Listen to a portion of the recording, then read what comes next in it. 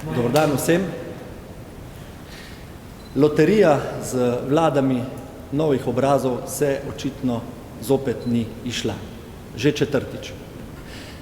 V Novi Sloveniji niti nismo imeli prevelikih pričakovanj od te vlade Roberta Goloba, kajti slišali smo že nekajkrat visokoleteče obljube, smele načrte, ampak hkrati tudi izkusili in videli neoperativnost in neizkušenost teh ekip vlad novih obrazov.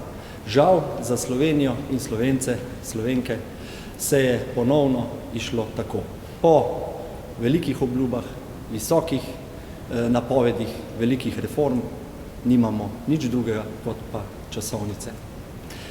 Nova Slovenija na drugi strani ne preneha opozarjati in si prizadevati za to, da v 3 točkah pokažemo, kaj Slovenija v tem trenutku potrebuje za sedanjost in prihodnost.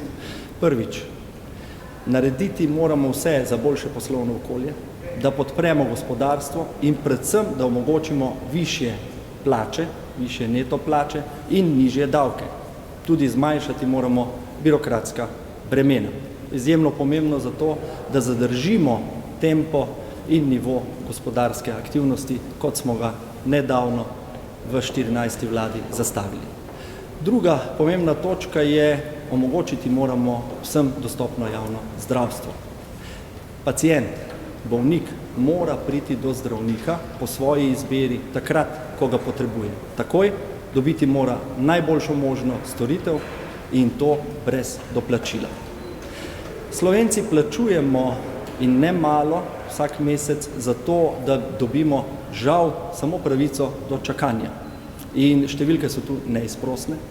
Na njih opozarjamo ne samo v Novi Sloveniji, ampak celotna stroka, vsi deležniki v zdravstvu. Število nedopustno čakajočih je že preseglo 140.000. Človek s povprečno plačo v Sloveniji na mesec prispeva v zdravstveno blagajno okoli 300, dobrih 300 evrov, dobi pa za to samo pravico do čakanja, do zdravnika pa ne pride. V Novi Sloveniji smo imeli dovolj čakanja na to, da bo vlada ukrepala, dovolj napovedi in smo sami na mesto vlade pravzaprav pripravili novelo zakona o zdravstvenem varstvu in zdravstvenem zavarovanju, ki bi omogočila prav to, da bolnik sam izbere, kateremu zdravniku, kateremu koli, bo šel po storitev in da mora Zavod za zdravstveno zavarovanje to storitev pokriti po enaki ceni, kot bi jo pri državnih izvajalcih, če se bolnik odloči za zasebnega ali koncesionarja. Mislimo, da je to ključno in edino to lahko zagotovi vsem dostopno javno zdravstvo. No in tretja točka, na katero Nova Slovenija opozarja in ne bomo nehali opozarjati, pa je strateški pristop k energetski samooskrbi. In tu je jasno, da obnovljivi viri ne bodo dovolj in da mora Slovenija čim prej pristopiti k izgradnji drugega bloka jedrske elektrarne Krško.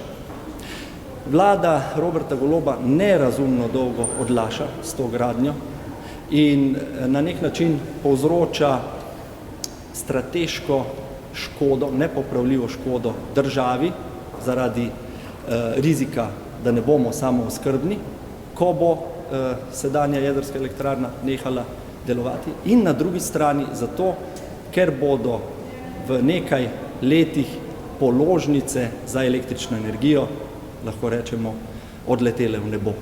Ljudje bodo začeli dobivati izjemno visoke račune za električno energijo in zato bo odgovorna samo in zgolj vlada Roberta Goloba in njegova ekipa, ker pač nerazumno zavlačujejo z izgradnjo drugega bloka jedrske elektrarne.